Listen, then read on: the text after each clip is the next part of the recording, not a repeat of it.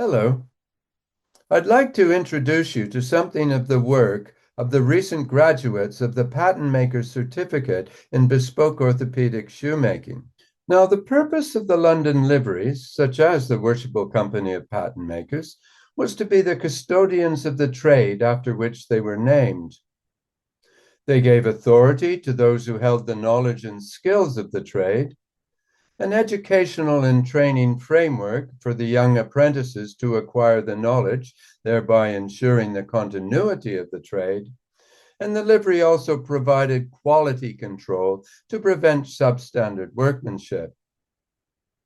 That was the ethos behind the Patent Makers Charter granted to us over 350 years ago, and it is the ethos of the Patent Maker's Certificate in Bespoke Orthopedic Shoemaking now.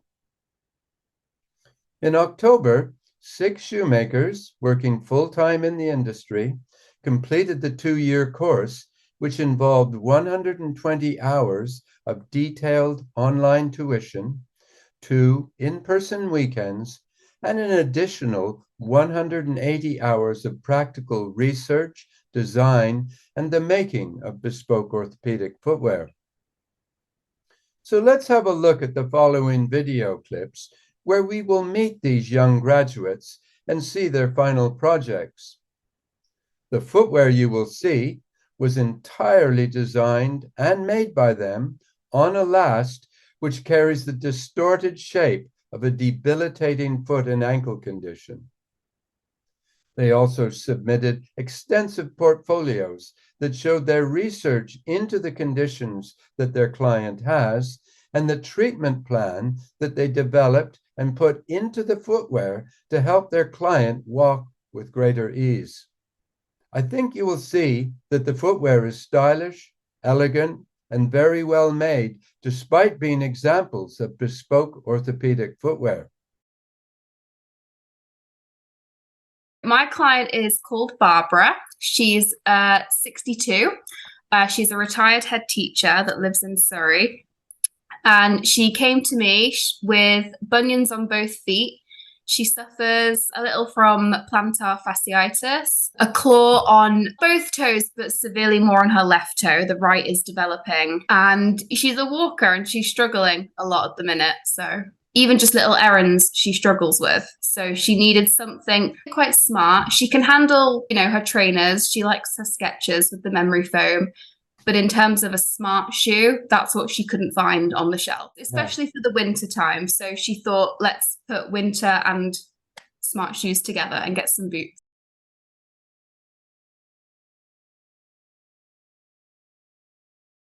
My client is Tracy Wincat.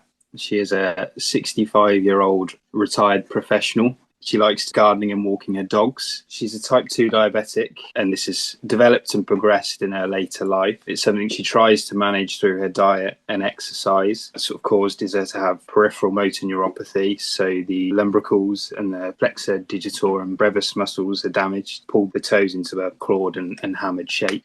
She also has some sensory neuropathy, find it difficult to notice any injury being caused to her foot. To help with her clawed, there's a walled toe puff. I've chosen a soft horse lining for the vamp. The nubuck vamp was also split for that to be a little bit softer. There's a cushioned collar to alleviate stones going inside. I've tried to keep the shoe so it's a quite low opening so she can get in and out with ease. I've tried to keep seams inside down to a minimum. There's a seamless back on the lining. I've chosen different textures just to try and hide the lumps and bumps and things like that.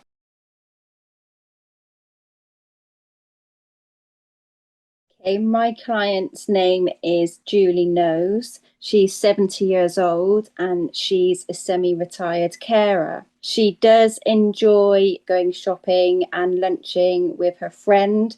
She presents with a 3rd-degree deformity. So the foot is very rigid with overpronation. She's had bunion surgery. So she's got hallux valgus, lateral ankle pain, metatarsalgia, and she still has the effects of viral arthritis, which she had after childbirth. The best solution for Julie was to hold the foot securely in its current position and offer gentle support and maximum comfort. What she really wanted was something to wear at home, besides their house shoes. We had quite a few discussions over the style. She showed the things that she likes and dislikes and the things that she's had in the past and what has worked and what hasn't worked. So the style is a bit peculiar. You may have noticed that the strap is not sort of returning in the way that a normal strap would. It pulls from the medial side and returns back to the medial side. That's because she's got some limitations in her hip rotation, so it's easier for her to evert her hip rather than invert. Even though it's got a low back for support, it's still fairly easy to get in, but it does have the options to tighten if she needs. My client was a 58-year-old lady called Christine. Her hobbies are trail walking with her daughter and 2 dogs, a little bit of gardening. She had a left leg discrepancy of 20 millimeters after 3 operations. She's been walking barefoot for years now inside the house, and obviously overpronating on her right foot, which has obviously created the pronated mid-tarsal joint in her right foot. That's all collapsed. So I built in an internal through raise of 9 millimeters and then an external 10 millimeters on the sole, just to make it a little less chunky. The right foot we accommodated on the navicular, cushioned that with a 3 mil pour on and a sweat valgus to enclose, and stiffened the shoe as well with a double reinforcing stiffener and extended on the medial side. She also has a 6 millimeter medial forefoot wedge just to stabilize her a little bit more on her right foot, stop her pronating. I would have liked to have done a through wedge on the medial side, but it was causing pain in her heel, so we just went with the forefoot, see how it goes, reassess next time.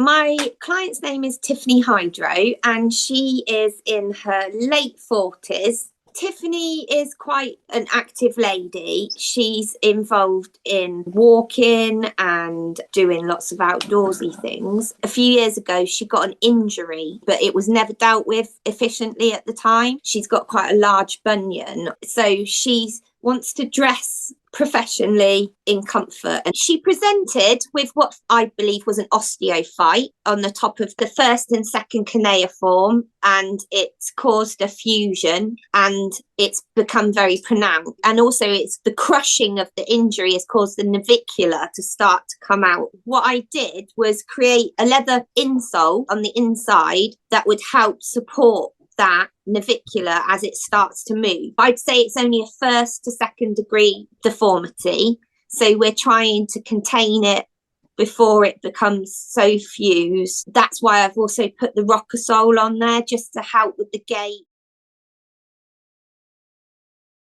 My client's called Julie Lovett. She's in her mid-60s, been suffering with rheumatoid arthritis for just under half her life now. Due to the condition, she finds walking more difficult, a bit more painful. Spending a long time on her feet is painful for her. She suffers mainly from retracted toes due to the rheumatoid arthritis and the bunion on her feet. She gets a lot of pain and swelling, what she refers to as just burning sensations. So we've got a cushioned insole with Poron Duo throughout, which got a fine red clothing leather lining with a met pad underneath the joints just to relieve some of the pressure on the toes and the metatarsal heads. It's got a wool toe puff in there so that the toes aren't under pressure from the tightness of the shoe. Also, the elastic laces done that so that she can adjust the foot during the evening without it really affecting the look of the shoe. Does find laces difficult, which is another reason for the elastic.